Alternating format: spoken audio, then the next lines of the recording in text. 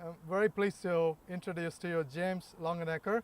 So she was a student in this class many years ago, and she is working here in this field and fort garden. Today she's going to take us around as a tour to see the garden. So that's why we are here. And James, just tell us about when you joined this particular garden. Yeah, so thank you. It's really cool to be talking with you. So many years later, that's right. It's actually been a decade, so it's very neat to see how UF has changed this space particularly. I started farming right after I finished grad school, and I've farmed locally for 4 years, and now I manage this space, which has 4 main components to it. We have the field crop area, we have a perennial international forest garden, we have some research being done on cover crops over here, and then we have an ethnoecology mixed use jungle kind of. I think what we can do is now we will just go around the garden to see different crops and different setup, what they have. And also we're going to talk about all the operations of the field, from planting, taking care of the soil, and pest control, and what kind of things they do in terms of harvest and post-harvest. So to do that, first we're going to stop at a place where they're growing a lot of different kale varieties. So I think the organization is partnering with another organization to test out a variety of different kale plants that are here. So kale is a very interesting plant. We are using the leaves for food, and there are 2 types of species. One is the Brassica oleracea that we know about, but there are also some kale that is a Brassica napus. They seem to have both of them in this group of plants. Yeah. And now we can walk around and see the different varieties of kale that they have. I think there are like how many varieties? 15. Do you have? 15 varieties. So it's a test, and they are harvesting the leaves. And when they harvest it, they are not cutting the whole plant. They are harvesting some of the leaves and then letting the plant to grow more, and continuous harvest. So they did that this morning. We observed some of the harvest. And so we're going to walk around, see the leaf, how the leaf morphology is different. Some of them have a bluish color, some of them are very green color, some of them very light green color, some of them dark green color, and that type of leaves are here. And so we're going to watch that, and then we will go out to see the other plants in a few seconds, okay? And you're just going to follow along with us. What they have done here, they have planted 3 rows of kale, and there is multiple different varieties have been planted together.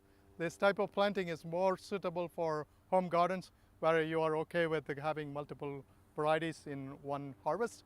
In the commercial production, they will just grow a single variety in multiple rows. So this is irrigated with the drip tubes as a drip irrigation, and for weed control they are using mulch. Yeah, so we're using the mulch not only for weed control, but also to eliminate or reduce any sort of water waste. So just like plastic mulch, the hay mulch acts as a protective layer for the soil. So yeah, it's good for weed control. This oxalis comes up out of it's very hard to get rid of. Right. So oxalis is a very common weed in this area, and the plant has a little bulb at the bottom, and that's why it is very hard to control, because it keeps coming from underground structures and keeps on growing here.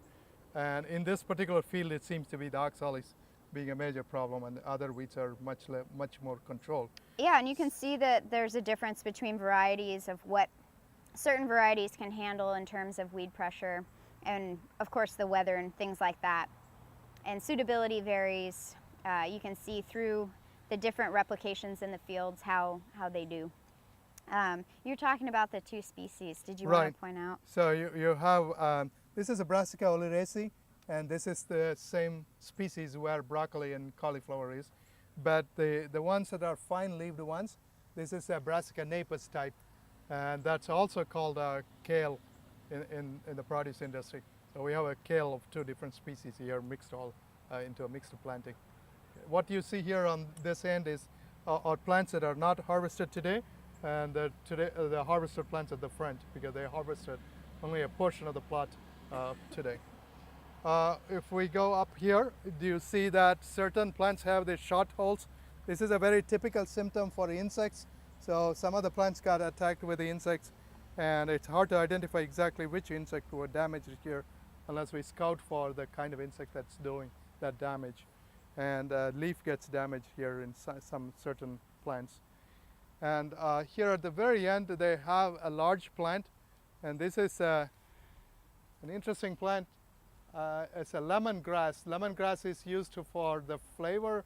That is very uniquely citrus flavor. James, you want to say something about this? How you would use it?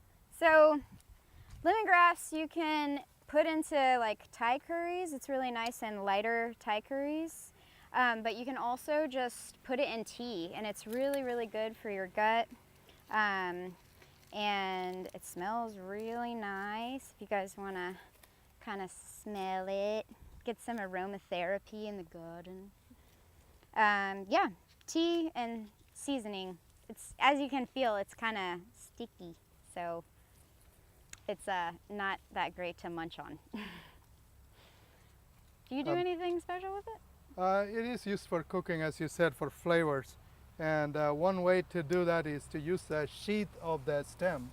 So you take a large stem and take the sheath of at the bottom, and that has got more flavor, and usually that's used for cooking in curries and Thai curries particularly.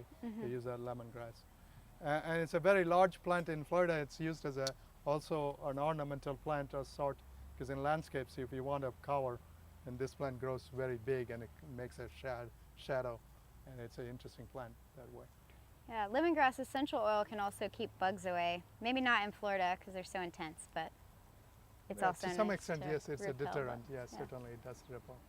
So now what we're going to do is to see a field where they are growing sweet potato. They seem to be harvesting. Yeah. You want to have a look at that? Sure. Okay.